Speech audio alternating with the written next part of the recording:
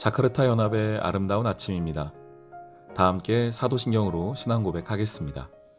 전능하사 천지를 만드신 하나님 아버지를 내가 믿사오며 그 외아들 우리 주 예수 그리스도를 믿사오니 이는 성령으로 잉태하사 동정녀 마리아에게 나시고 본디오 빌라도에게 고난을 받으사 십자가에 못 박혀 죽으시고 장사한 지 사흘 만에 죽은 자 가운데서 다시 살아나시며 하늘에 오르사 전능하신 하나님 우편에 앉아 계시다가 저리로서 산자와 죽은 자를 심판하러 오시리라.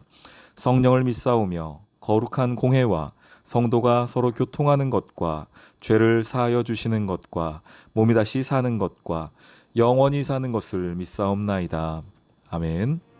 우리 하나님 여호와께서 우리에게 명령하신 대로 우리가 호렙산을 떠나 너희가 보았던 그 크고 두려운 광야를 지나 아모리 족속의 산지길로 가데스 바네아에 이른 때에 내가 너희에게 이르기를 우리 하나님 여호와께서 우리에게 주신 아모리 족속의 산지에 너희가 이르렀나니 너희의 하나님 여호와께서 이 땅을 너희 앞에 두셨은즉 너희 조상의 하나님 여호와께서 너희에게 이르신 대로 올라가서 차지하라.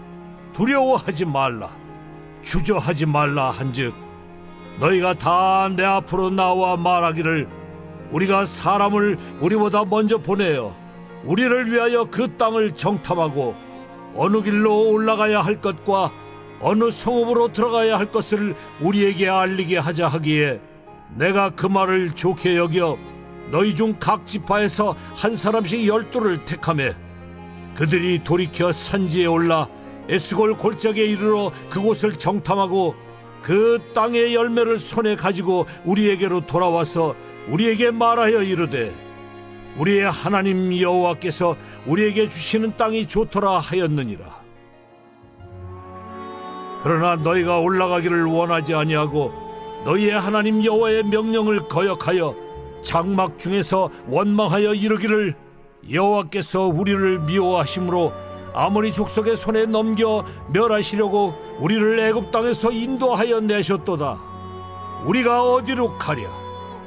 우리의 형제들이 우리를 낙심하게 하여 말하기를 그 백성은 우리보다 장대하며 그 성읍들은 크고 성곽은 하늘에 닿았으며 우리가 또 거기서 아낙 자손을 보았노라 하는도다 하기로 내가 너희에게 말하기를 그들을 무서워하지 말라, 두려워하지 말라. 너희보다 먼저 가시는 너희의 하나님 여호와께서 애굽에서 너희를 위하여 너희 목전에서 모든 일을 행하신 것 같이 이제도 너희를 위하여 싸우실 것이며 광야에서도 너희가 당하였거니와 사람이 자기의 아들을 낳는 것 같이 너희의 하나님 여호와께서 너희가 걸어온 길에서 너희를 나누사 이곳까지 이르게 하셨느니라 하나 이 일에 너희가 너희의 하나님 여호와를 믿지 아니하였도다. 그는 너희보다 먼저 그 길을 가시며 장막 칠 곳을 찾으시고 밤에는 불로 낮에는 구름으로 너희가 갈 길을 지시하신 자이시니라. 샬롬, 자카르타 연합의 아름다운 아침 1월 9일 화요일입니다. 오늘 신명기 1장 19절부터 33절까지의 말씀 함께 보도록 하겠습니다. 신명기는 지나온 일들에 관한 모세의 회상과도 같습니다. 그래서 그때에는 몰랐던 것을 지금 돌이켜보니 그때는 이게 실수였구나, 그때는 몰랐는데 또 이것이 은혜였구나, 이것이 회상이죠. 오늘 모세가 지나온 시간들에 관하여 회상을 해보고 있습니다. 특별히 언제적의 회상이냐, 정확하게는 38년이라고 얘기하고요. 우리가 일반적으로 말하는 40년 광야 생활이 시작될 때의 사건을 이야기하고 있습니다. 원래는 하나님께서 출애굽시키시자마자 홍해를 건너서 이스라엘이 가나안으로 바로 들어가면 됐었습니다. 그런데 그때 그 가데스 바네아, 그 가나안의 입구이죠. 그 초입까지 왔을 때에 이스라엘이 어떤 결정을 내립니까? 우리가 가서 그 땅을 차지하기 전에 먼저 사람을 보내보자 라는 그 이야기를 하지 않습니까? 그래서 12명의 정탐꾼을 보냈던 이야기가 민수기 13장에 등장을 합니다. 그런데 그 사건을 오늘 신명기 1장에서 모세가 다시 이야기하면서 이런 이야기를 하나 하고 있어요. 먼저 20절, 21절 말씀에 보면은 실은 그 땅, 가나안 땅, 그 산지는 하나님이 우리에게 약속하신 것이다, 주신 것이다 라는 거예요. 보십시오. 20절 말씀에 내가 너희에게 이르기를 우리 하나님 여호와께서 우리에게 주신, 앞으로 주실이 아니에요. 앞으로 약속하신 정도가 아니라 이미 주신 아모리 적속의 산지에 너희가 이르렀나니, 이미 하나님이 주신 땅 가운데 있는 겁니다. 21절에 너희의 하나님 여호와께서 이 땅을 너희 앞에 두셨은즉 너희 조상의 하나님 여호와께서 너희에게 이르신 대로 올라가서 차지하라, 두려워하지 말라, 주저하지 말라 라고 합니다. 그 땅이 어떤 땅이라고요? 하나님이 주신 땅, 하나님이 약속하신 땅, 이미 일러주신 땅이라는 겁니다. 가서 그 땅이 어떠한가, 우리가 그 땅을 차지할 수 있는가 없는가 가서 계산해보고 정탐해보고 할 일이 아니었던 거예요. 실은 어떤 땅이요? 주신 땅, 가서 차지하면 되는 땅, 그냥 올라가면 되는 땅이었습니다. 안타깝게도 이스라엘 백성이 여기서 한 가지 실수를 합니다. 그냥 가서 차지했으면 됐는데, 그러면은 매우 행복하게 모든 일들이 풀렸을 텐데, 40년의 광야 생활도 없었을 텐데 말입니다. 그런데 어떤 판단과 어떤 생각을 하느냐? 그때에 22절 보세요.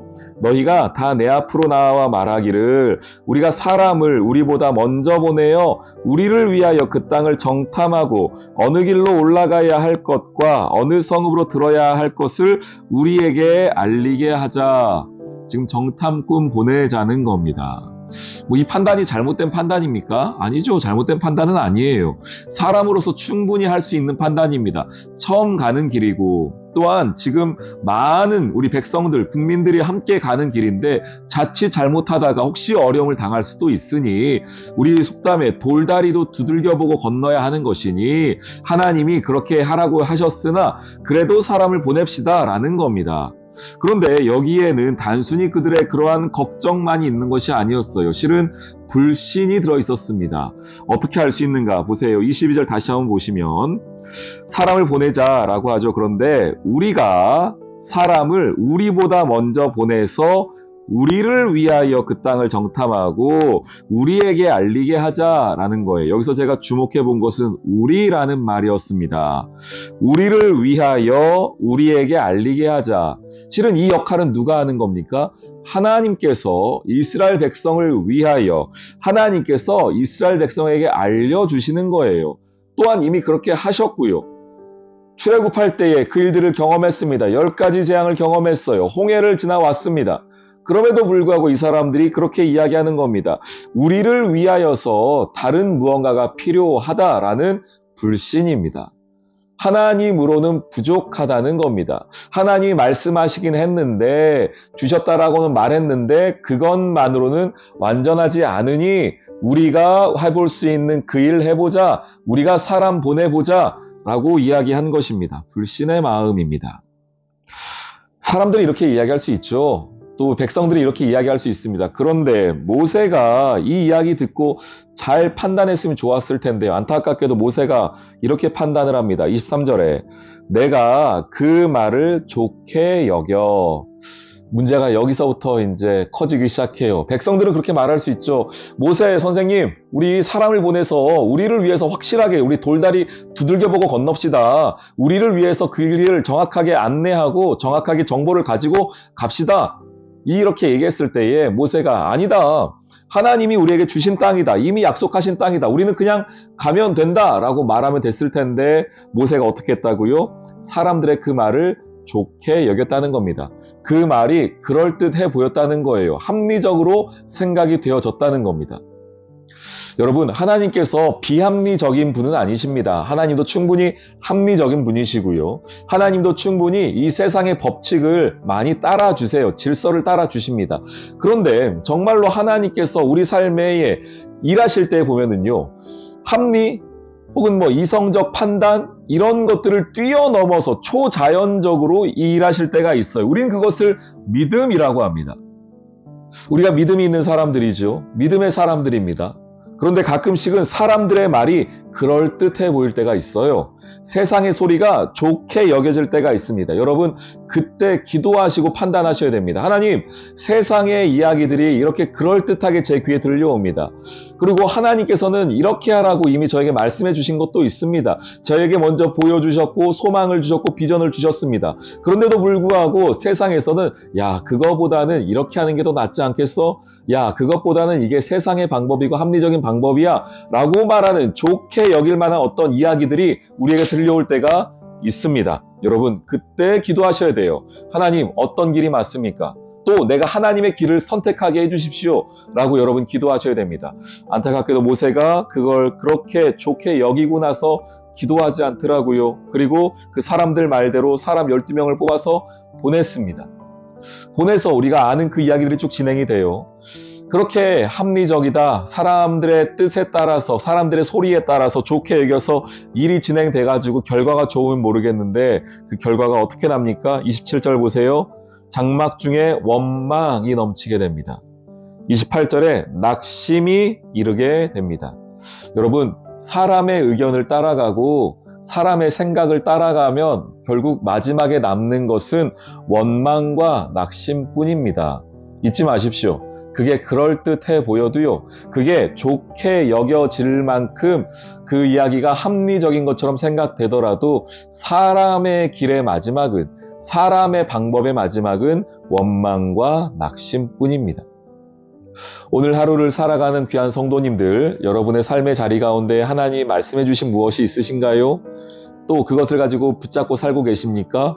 그 이야기를 붙잡고 살더라도 주변에서 사람들의 이야기가 들려올 때 있어요. 그때 여러분 기도하십시오. 하나님, 하나님의 뜻대로 하나님이 이미 말씀해 주신, 약속해 주신 그 말씀대로 살기를 소망합니다.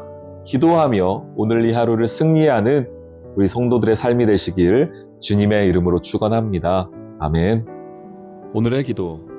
하나님, 주의 약속과 말씀을 믿는다는 것이 얼마나 어려운 일인지를 다시 한번 확인하게 됩니다. 주신 약속 따라서, 이르신 말씀 따라서 가서 차지하기만 했으면 너무나 좋았을 텐데, 그때에 하나님의 소리가 아닌 사람의 소리를 들었던 이스라엘을 봅니다. 그리고 그 결과로 남은 것이 원망과 낙심뿐임을 또한 알게 됩니다. 주님, 오늘 그럴듯해 보이는 사람의 생각과 말이 아니라 믿기지 않아도, 보이지 않아도 내게 주신 주의 말씀 따라 살아가는 하루가 되게 해주세요. 예수님의 이름으로 기도합니다. 아멘.